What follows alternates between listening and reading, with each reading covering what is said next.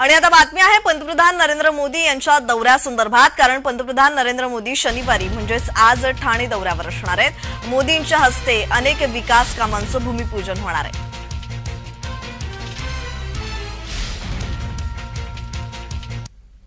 दरम्यान पंतप्रधान मोदींच्या दौऱ्याच्या पार्श्वभूमीवर ठाण्यातील वाहतुकीत बदल करण्यात आलेले आहेत। पाहूयात। ठाणे ते घोडबंदर मार्गावरील रस्त्यांच्या कडेला वाहनं उभी करू नयेत अशा सूचना देण्यात आल्या। त्याचबरोबर डीमार्ट ते टायटन हॉस्पिटल पर्यंतचा सेवा रस्ता एक दिशा मार्ग राहील। ओवळा ते वाघबीळ नाक्यापर्यंतच्या मार्गावर एकेरी वाहतूक सुरू राहील।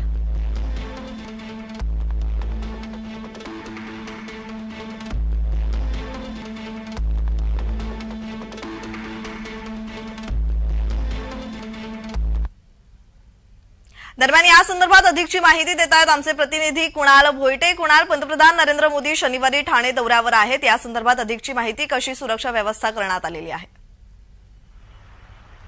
प्रज्ञा, आज पंतप्रधान नरेंद्र मोदी हे ठाणे दौऱ्यावर असणार आहेत आणि ठाण्यातील घोडबंदर मार्गावरील कासारवडवली या ठिकाणी वालावलकर मैदान जे आहे त्या ठिकाणी त्यांची सभा होणार आहे।